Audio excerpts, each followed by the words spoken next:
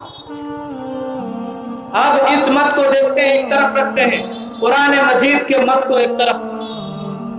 قرآن مجید کہتا ہے، جیسے ہم نے ایک آیت پہلے شروع میں پیش کی، وَالسَّمَاءَ بَنَيْنَاهَا بِأَيْدٍ وَإِنَّا لَمُوسِعُونَ، کہ ہم آسمان کو اپنی طاقت سے بنائے ہیں اور اس کو پھیلاتے جا رہے ہیں۔ اسی طرح دوسرے آیت میں اللہ تعالیٰ نے فرمایا أَوَلَمْ يَرَ الَّذِينَ كَفَرُوا أَنَّ السَّمَاوَاتِ وَالْأَرْضَ كَانَتَا رَتْقًا فَفَتَقْنَاهُمَا، کیا کافروں نے نہیں دیکھا کہ آسمان اور زمین دونوں ایک ساتھ ملے ہوئے تھے، اس کے بعد ہم نے دونوں کو جدا جدا کر دیا۔ تو یہاں پر کہنے کا مطلب یہ ہے کہ سائنس کے مطابق کوئی بھی چیز جس کی سٹارٹنگ پوائنٹ ہو اور اینڈنگ پوائنٹ ہو، یہ دونوں علامت اگر ہو تو اس چیز کا نرماتا ضرور ہونا چاہیے۔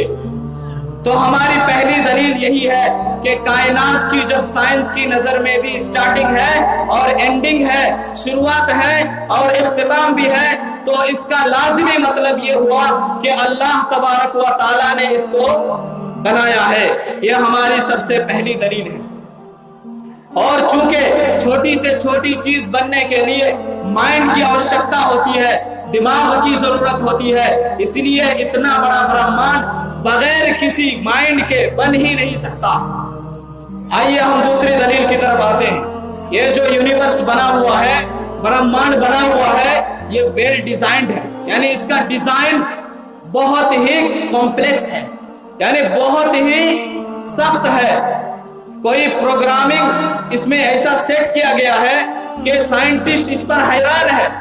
مثال کے طور پر آپ سائنس کے سبجیکٹ میں پڑھتے ہیں کہ یہ پرتھوی 24 گھنٹے میں ایک چکر مکمل کرتی ہے اور اسی سے دن رات ہوتا ہے، دن رات 24 گھنٹے سے آگے نہیں ہوتے۔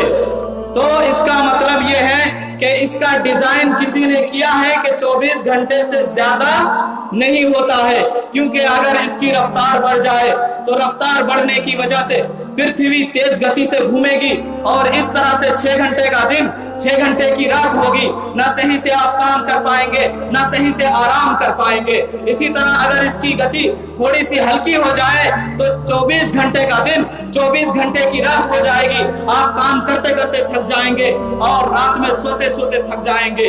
اس کا مطلب یہ ہے کہ اس کو کسی نے فٹ کیا ہے کہ اس کو کتنی گتی سے گھومنا ہے، کتنے گھنٹے کا دن ہونا ہے، کتنے گھنٹے کی رات ہونی ہے۔ اس کا ڈیزائن یہ بتاتا ہے کہ یقیناً اس کو کوئی نرماتا ہے اس کا جس کے پاس سپر ٹیکنالوجی ہے اور سپر مائنڈ ہے جو انسان کے مائنڈ سے کہیں گنا بڑا ہے۔ تو یہ ہماری دوسری دلیل۔ تیسری دلیل فطرت یعنی انسان کے پاس جو چیتنا ہوتی ہے، بچپن سے انسان یہ یقین کرتا ہے کہ اس برہمانڈ کو کسی نے تو بنایا ہے۔ ایک امریکن رائٹر ہے، جسٹن بیرٹ نام ہے اس کا، اس نے اپنے ساتھیوں کے ساتھ 57 ریسرچرز کے ساتھ 20 کنٹریز میں 20 دیشوں میں ایک سروے کیا، بچوں کو جا جا کے پوچھا کہ کیا تم مانتے ہو کہ اس کائنات میں اللہ تعالیٰ ہے؟ تو اس کا نتیجہ یہ نکلا، انہوں نے ایک کتاب لکھی ہے، بورن بلیورز نام ہے۔ بورن بلیورز کا معنی ہے جو پیدائشی طور پر اللہ پر ایمان رکھتا ہے۔ بچوں کو پوچھ کر کے سروے کا نتیجہ یہ نکالا گیا کہ بچے جو ہے یہ مانتے ہیں، فطرت میں یہ داخل ہے کہ اس کائنات کو بنانے والا کوئی نہ کوئی ضرور ہے۔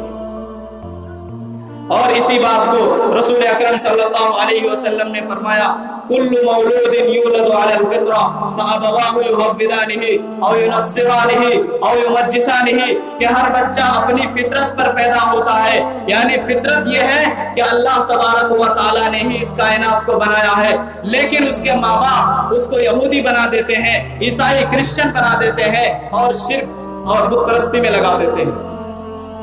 تو یہ ہماری ٹوٹل 4 دلیلیں ہو گئی، ایک بگ بینگ تھیوری، اور دوسری جو ابھی پیش کیا انسان کے فطرت میں داخل ہے، اور تیسرا جو ہے ویل ڈیزائن ہے۔